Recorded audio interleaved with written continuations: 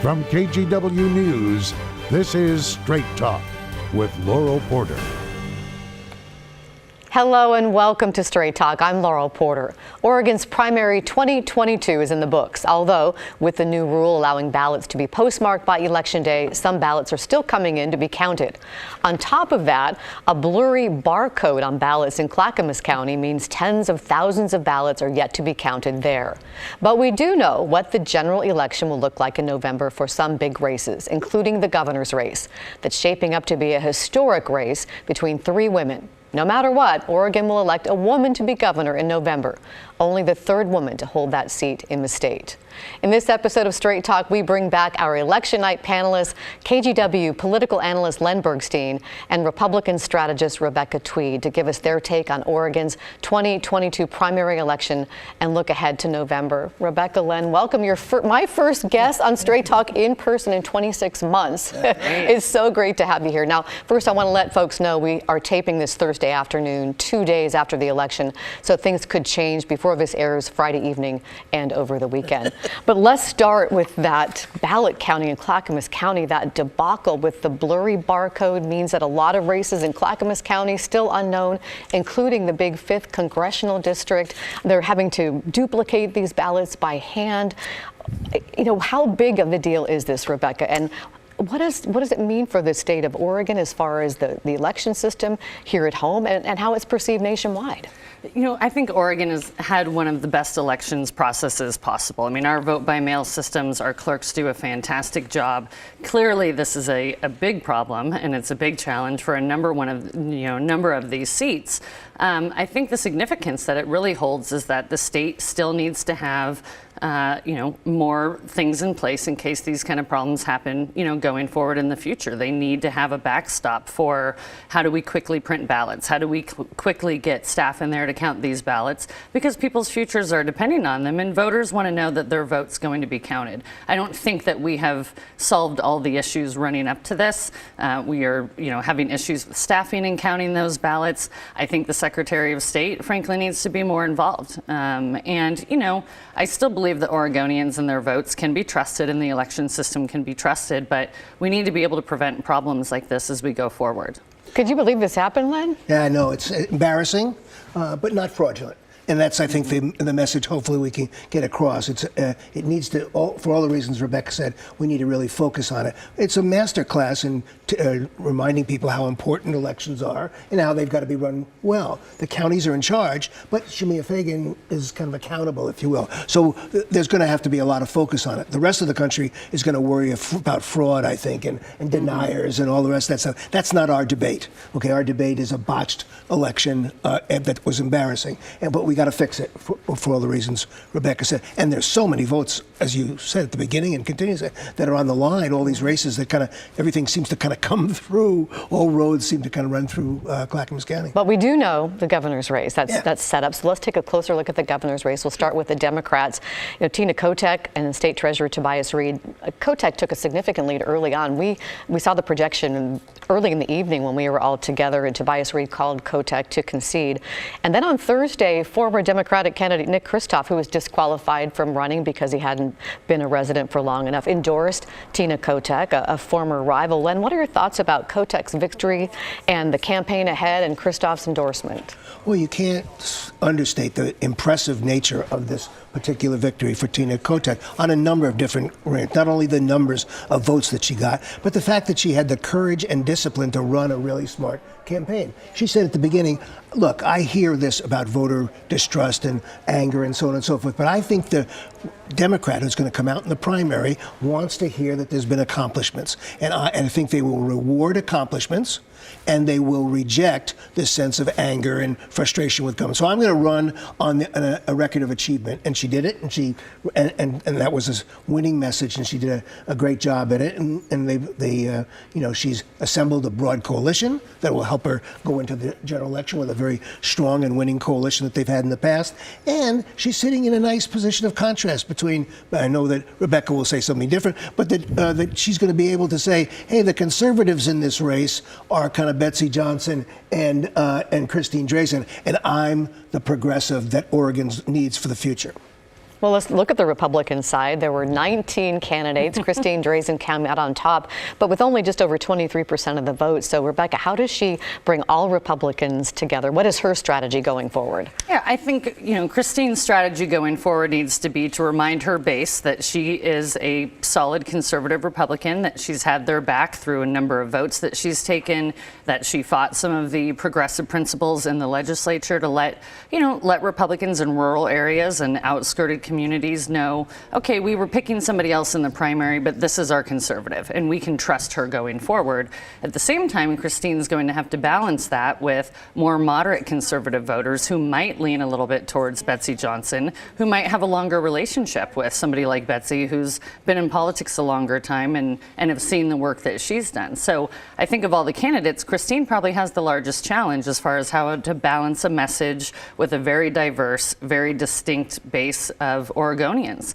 Rural Oregonians feel underrepresented. They want to be heard. I think she's been in that community more than, Tina Kotek. But Betsy Johnson also has a rural background. So it'll be really interesting. I think that Christine will be successful in bringing the Republican Party together, particularly the base that voted for those other 18 candidates. The challenge is really going to be some more of those suburban or moderate Republican voices that might, consider voting for a different candidate. Let's talk a little bit more about Betsy Johnson, the unaffiliated candidate who she got to sit out the primary, but she has to collect 23,000 plus signatures to get on the ballot, which probably won't be a problem.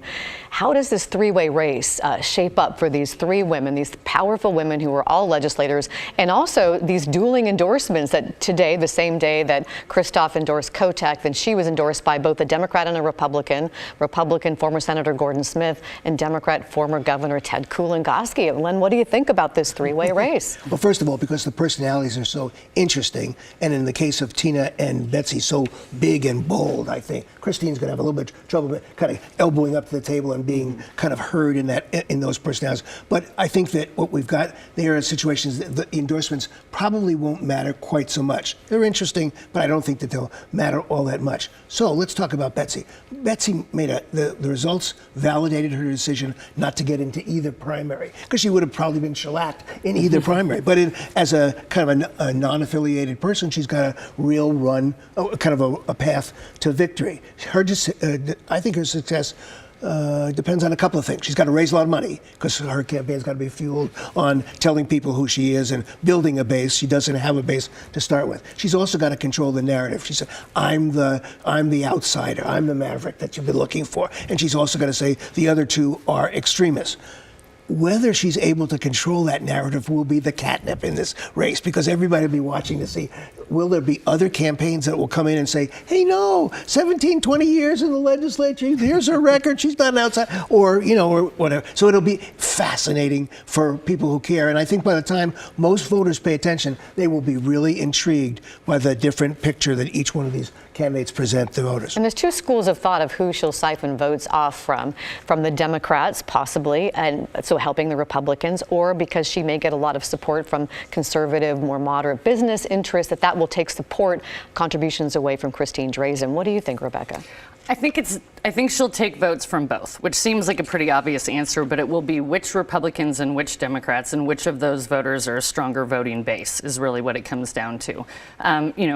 Senator Johnson or, Betsy Johnson has taken a lot of business-friendly votes, and we can see that in the support she's gotten. We've seen that in the relationship she's built. Some more business-oriented Republicans that might, be more socially liberal, Betsy's probably going to be their choice. And for, it goes both ways on that side, right? But I do think that Betsy's challenge will be, as Len was saying that you're an outsider, but having been there longer actually than both of the folks that are running. But to Betsy's benefit, she has always been this type of leader, right? She's always been very pragmatic. She's always stuck to her guns. She's not going to have to, try to defend any of the votes she's taken, and that's not her style anyway. I think that both Tina and Christine are going to have a harder time trying to describe themselves to the base of non-affiliated and independent voters than Betsy will have. And that's a larger voting bloc, And I think, just briefly, most folks, I think, mischaracterize unaffiliated or third party or independent voters as not being very opinionated, and that's why they haven't picked a party. But the opposite is true. They actually have just as strong opinions, just as strong care about the issues that we're facing. We just don't have as much information about them because the voting bloc hasn't been as big, and we haven't had a candidate before in the middle raise $8 million in a primary they're not in. So it'll be really unique to see which of these voters go which direction. And Betsy, her responsibility is to, as Len said, and we've, speculated, to make Christine and Tina seem like the poster children for partisan politics. And those two will have to fight that while still holding their base. I just want to just mention, how do you think Roe v. Wade is going to figure into this, and the Supreme Court might possibly overturn Roe v. Wade this summer? How does that figure in? Let me just start with Rebecca. It absolutely gives, Christine, who's been a very vocal pro-life advocate, it gives her a strong, solid grip on that base right away, as we talked about early on, how to make Republicans know that they can trust her. She can't backpedal on that, and I don't think she will, but that will create challenges for 66% of women voters in Oregon that are pro-abortion. She will lose their vote. I don't think she'll be able to hold on to that over somebody like Betsy Johnson, who says, I'm staunchly pro-choice, but I also support business and cutting taxes and smart forest management and gun rights. It'll be a big part of the conversation this November. Even if we don't see any, resolution to the Roe v. Wade issue, the fact that it's a conversation now is going to be a deciding factor for a lot of voters. Yeah, I'd go a step further. I think it's going to be a defining issue that turns this into a base election. When we talk about different kinds of elections, sometimes are whether if you can turn out your base, if you can energize and engage your base, you can win an election. And the Democrats, at the national level, at the local level, have been searching for issues that really kind of heighten this. What we saw in the primary, and we all know that the primary voter is somewhat different than the general election voter in terms of composition. But what we saw was that Oregonians like to vote for progressive women candidates. And it's hard for me to believe that Tina Kotek will let anybody take this issue away from her. She's going to embrace it and remind people that what's at stake, especially with the governor standing there with a veto pen over anything, depending on what happens in the legislature. So I think it's a great question, Laurel, because I think it really has the ability to turn this into a defining issue. Yeah. We only have a few minutes before we need to take a break, but I want to touch on a couple of the congressional races. The 6th congressional district is a brand new district following the 2020 census. So it was a wide open race, includes parts of 5 counties, and state lawmaker Andrea Salinas came out on top. If elected in November, she'll be the first Latina member of Congress from Oregon. This race was closely watched nationally. The Democratic primary saw millions of dollars spent on campaign ads, 3rd most expensive House race in the country, with most of that money going to political newcomer. There you see Carrick Flynn by cryptocurrency billionaire Sam Bankman-Fried, funneling that more money through a super PAC called Protect Our Future. In the last days, they even ran negative ads against Salinas. Len, were you surprised by the margin of victory? I mean, she doubled up on Flynn. I was surprised. I've listened to people who are operatives in the campaign who are not surprised because they were so impressed with Andrea's campaign, her campaign staff, and really the focus and courage that she had in this race. Let's spend a minute about Carrick Flynn, okay, just in terms of numbers, okay? So he spent, as you said, $13 million, or somebody spent $13 million, and he got 9,400 votes. So it cost him or his campaign $1,400 a vote. Wow. And he lost. But if there's an MVP award for this race, it goes to Andrea Salinas because she ran a very strong race. She fought back when she was attacked on different kinds of issues. She ran a poster perfect race for the Congress. She deserves it. She's got a lot of momentum, and I know Rebecca will talk about this as being a kind of a competitive race, but boy, she's got a lot of momentum going into the general. Well, let's talk about the competition. We have Mike Erickson, who won the Republican nomination over Ron Noble, the former police chief in McMinnville. He's a Lake Oswego businessman. What does this this matchup look like? Yeah, I do think Salinas has the upper hand here. Mike Erickson has been in politics, but he's lost twice. He hasn't been around for a long time. He came in a little bit late to the game and spent over $400,000 and, pretty handily won the nomination for Republicans. But, Salinas is a powerful figure. She does have name recognition that's more current. She is a progressive woman, which, as we know, and I think we all believe, has the strongest voting bloc in Oregon. We're still learning a lot about the district. It is new voters. It is a different outline of a lot of rural communities and some metro communities. But I think it'll be competitive in the sense that it's an open seat and it's something to watch. I think Mike Erickson has a bigger challenge going against Salinas than Salinas has going against Mike Erickson. She has the ability to fundraise. She ran a grassroots campaign in the primary, which we didn't necessarily see from Mike Erickson. There's just a different level of momentum there. It's pretty hard to come over when you're jumping into and a large Latino race. Population Absolutely. in that district as well. Let's move to the 5th district. This is the one that is so up in the air, really, between the incumbent 7-term Congressman Kurt Schrader and Jamie McLeod Skinner. Last check, McLeod Skinner was ahead, but still thousands of votes to be counted. If Schrader were to lose, it would be the first time since 1980 an incumbent member of Oregon's congressional delegation lost a primary. Len, what do you make of this race? An incredible race. I mean, I think part of it is determined by the shape of the district. Okay, large block of Deschutes County voters got thrown into a race that that Schrader has never competed with, and it's really kind of home turf for Jamie. So what your watchers are seeing is a big lead, over 10,000 votes that she's got, but almost all of those votes came from Deschutes County. So the question, the drama over the next couple of counting days will be whether or not Schrader has the ability to kind of pull in enough votes out of Clackamas County, Marion County, and Lynn County. Enough, not just, he can't just split the vote. He's got to overperform 60 to 70% of the vote that's left in order to be able to overcome that 10,000 vote kind of the deficit he's got.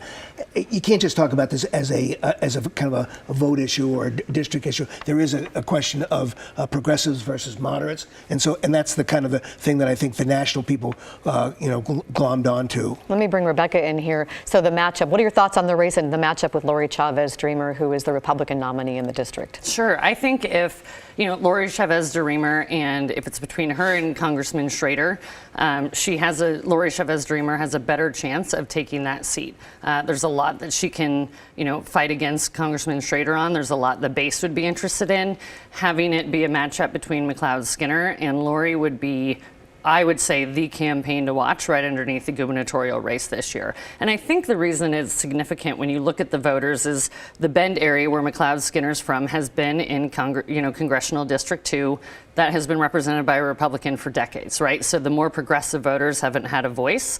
Then you have some of the rural voters who have been under Kurt Schrader who feel like they haven't had a voice. So now you have two very determined bases of voters that want to come out and vote. If it's McLeod Skinner and Dreamer, I think that's a huge matchup, and both sides will need to be concerned about how competitive that gets. A lot of excitement going forward. Well, it's time for us to take a break. We'll take a look at the Portland City Council races and get the bottom line from our experts here. We're back in 2 minutes.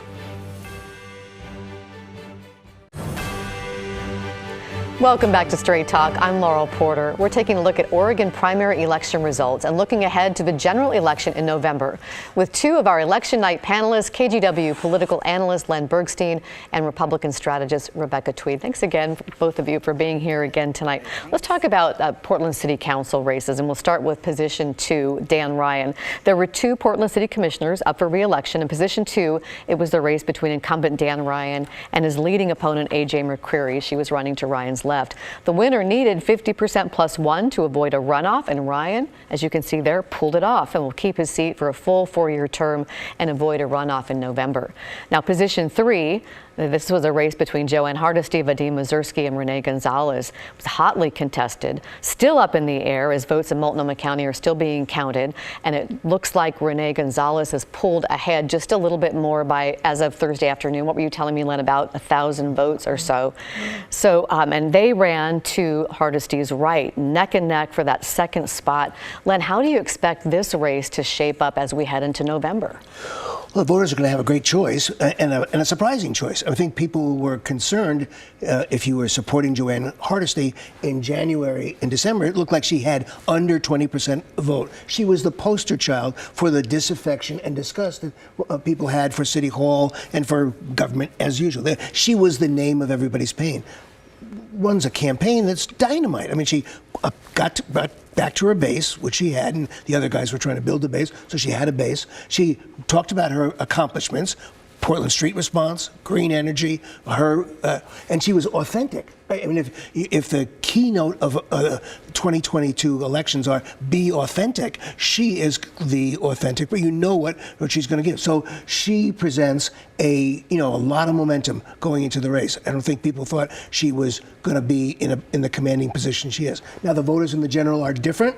There's still that underlying anger and angst about the city of Portland, and she may in fact pay a penalty for that. But boy, she's in a better position now than she was just a couple weeks ago. Portland United, which is a PAC, put a lot of money into Mazursky's campaign, so it has to be disappointed. Gonzalez is farther to the right, more a hardliner on crime and on homelessness. So let's talk a little bit about the money that was in the campaign in the primary, and then what you think we're going to see, Rebecca, as we go into the general election locally and in some of these congressional races. I think this will be the most expensive campaign cycle we've ever had in Oregon. A couple different reasons. One, voters are engaged, and they are feverishly engaged, right? They are angry, they are passionate, they're going to need as much communication, and I think convincing is a word we need to use here. Convincing and persuasion that candidate A or B is the best candidate. It will take a lot to reach them. It's also, it's a more expensive time to be running campaigns, right? Things cost more. It costs a lot more to reach your target voter. And in all of the campaigns we're seeing, all the way from city council to governor, and we've talked about it, there are very specific voters that every candidate needs to be speaking to this cycle in order to win with consistent messages to them. That costs a lot of money.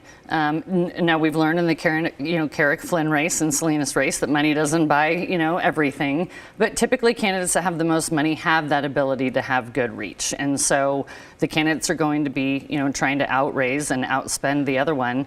When you have a gubernatorial candidate who's already raised $8 million and not even on the ballot, I mean, that's going to be a $70 to $80 million campaign, just the candidates spending themselves, before you throw in probably another $20 million of national money that comes in. It's unheard of. We have just a couple of minutes, but I want to get some major themes that you're looking at as we look towards November. Well, one of them is this question of money, because it's not just the candidates that spend money. Everything that Rebecca said is right there, but it's the question of these other committees, some of them with dark money, some of them political action committees. They come in and you don't quite know. The voter doesn't quite know. So one of my big themes is that I hope that Oregon voters will do what they have done in other elections. They be very vigilant, and that they kind of pay attention and try and figure out who's telling them something, who's trying to persuade them that this candidate or that candidate, and who's speaking for the campaigns or whatever. They've got to sort through this, find out what issues matter to them and who's being authentic and talking to them. The other thing I want to say, and without closing out on this, is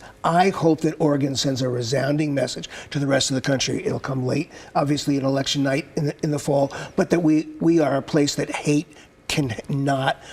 It doesn't have any place for it. If there's an anti-democratic or a kind of a hate campaign that's run in Oregon for one reason or another, I hope Oregonians really punish them and vote for the other person and send a resounding message that that's not what's going on in this state. Well, Rebecca, what are your themes? You've got just over a minute. Yeah, the candidates that'll be the most successful are the ones that take voters seriously and give them the credibility of their vote and of their voice, right? And I think we can't take voters for granted.